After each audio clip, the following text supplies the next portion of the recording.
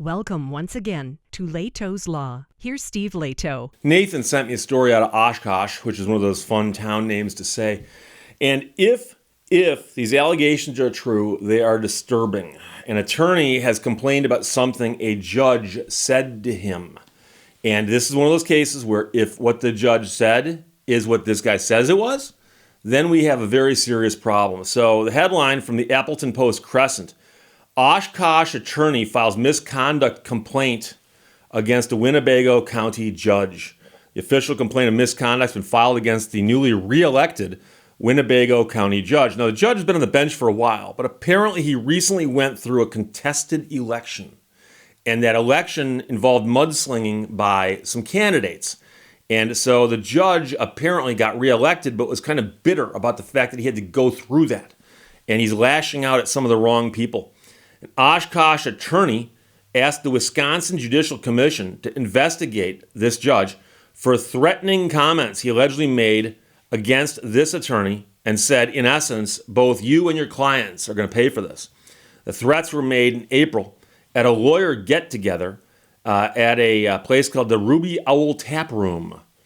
The attorney says that the judge told him that he was dead to him, you're dead to me, for allowing another candidate to put a campaign sign on the attorney's property. So there's an election. The judge is driving around town and he sees a campaign sign for his opponent on an attorney's front lawn. And now, why he knows that's the attorney's front lawn, I don't know, but he knows. And apparently he bears a grudge and he's upset by that. How dare you have my opponent's lawn sign on your lawn?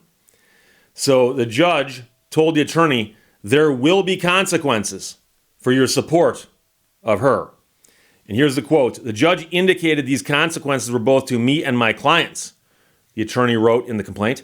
He indicated he would take out his anger and fury on myself and my clients.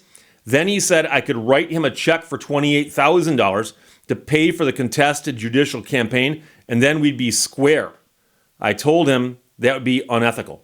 So he's saying that the judge and he were talking, and the judge said, you had a lawn sign for my opponent on your front lawn. And that's going to have consequences for you and your clients going forward. And that he then said, in essence, that the campaign cost him $28,000. It shouldn't have been contested, but he had to pay that money because someone ran against him. Compensate me for that, we'll call it even. We'll call it square. So the attorney says the conversation was overheard by two other attorneys. So that's going to be the interesting thing. If the judge says, I never said that, did you speak to him? I mean, would you at least concede that you were there? Well, if you were there, did you speak to him? Okay, let's bring in the other witnesses and hear what they say they heard. This will get interesting, trust me. So the attorney says, I am shocked the judge behaved like this. The Post-Crescent, the newspaper here, sought an interview with the judge, but his office didn't immediately respond to calls or an email. So meanwhile, the judge did win the case. That's why he's still a judge. But it was a close vote. It was 51.5% versus 48.5%.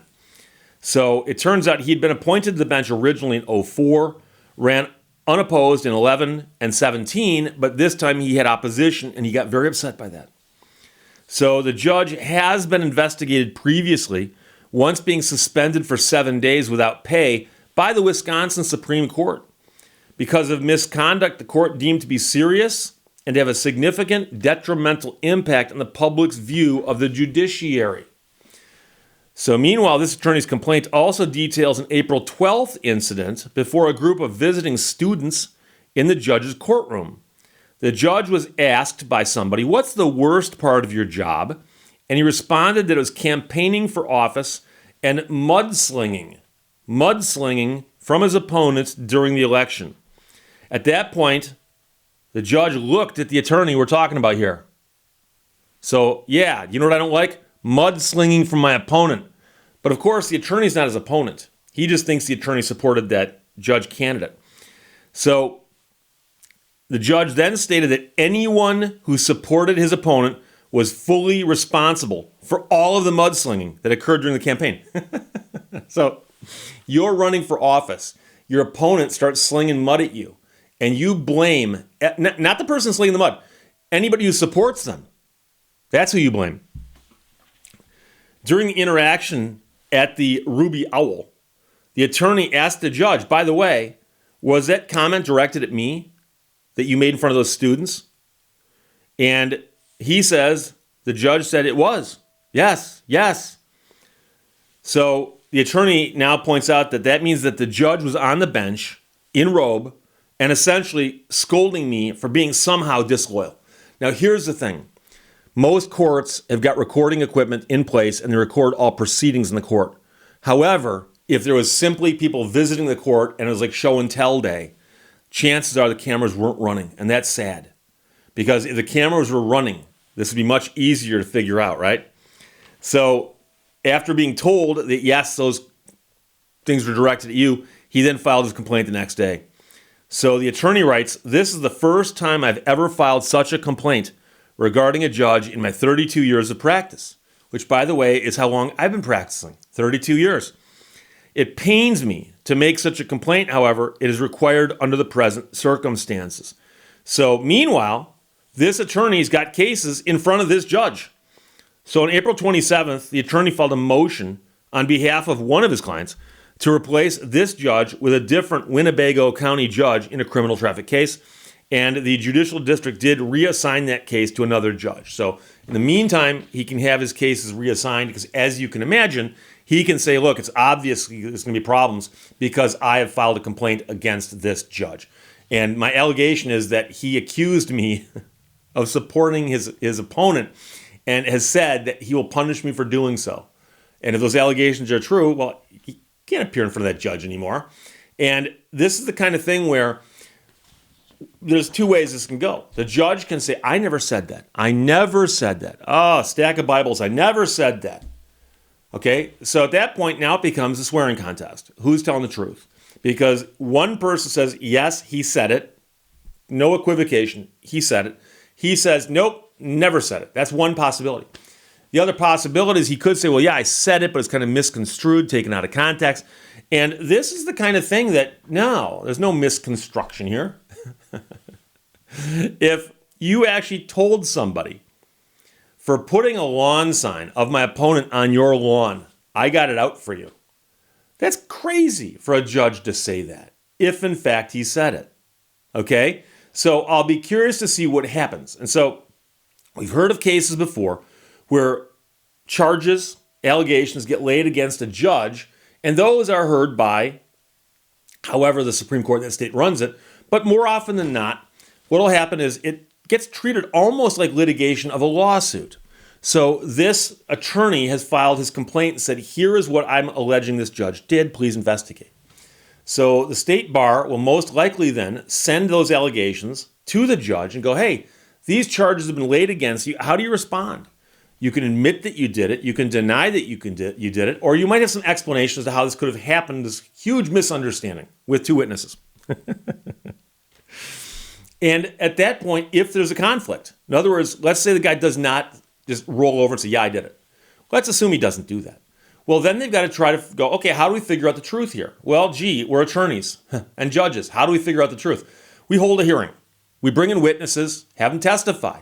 And so, presumably, the attorney who filed the complaint is going to go, yes, these things are true. The judge is going to go, no, they are not. I'm purposely doing different hands. On the one hand, this, on the other hand, that. So now the panel goes, okay, how do we figure this out? Well, he says there's witnesses.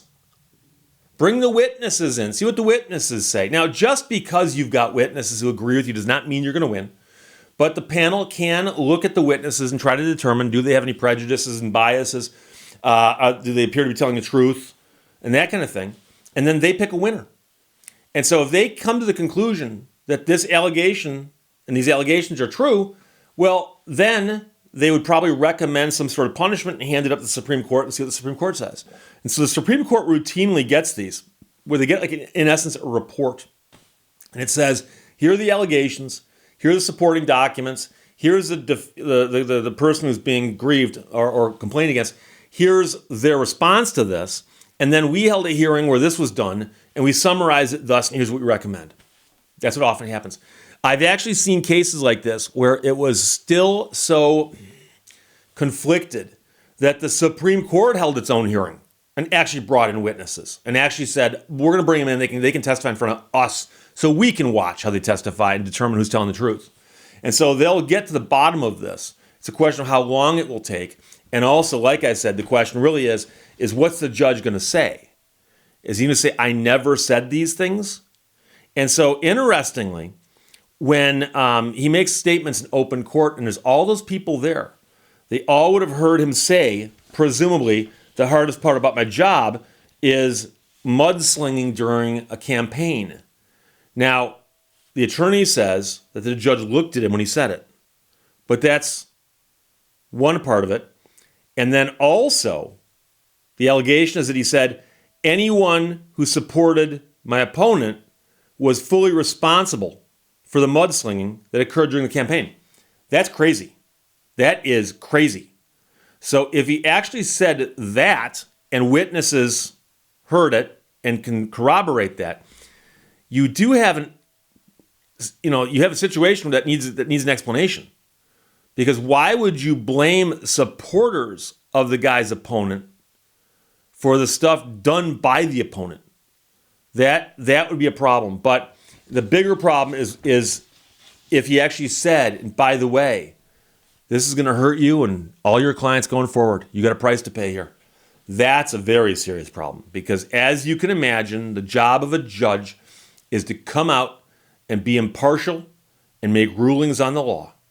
And so if a judge actually tells an attorney who practices in front of him, I am not going to be impartial with you or your clients, and I'm going to make your clients pay for what you did, that is absolutely inexcusable and wrong. So we'll see what happens. Like I've said repeatedly, we don't actually know what happened here, but those are the allegations raised by the attorney, and he says that he's got witnesses. So this is one that'll be interesting to watch. So Nathan, thanks for sending it. From the Appleton Post-Crescent out of Wisconsin, Duke Benke wrote it. Oshkosh attorney files misconduct complaint against Winnebago County judge. Questions or comments? Put them below. Let's talk to you later. Bye-bye. Thank you for watching Lehto's Law. It is totally unproductive to think that the world has been unfair to you. Every tough stretch is an opportunity.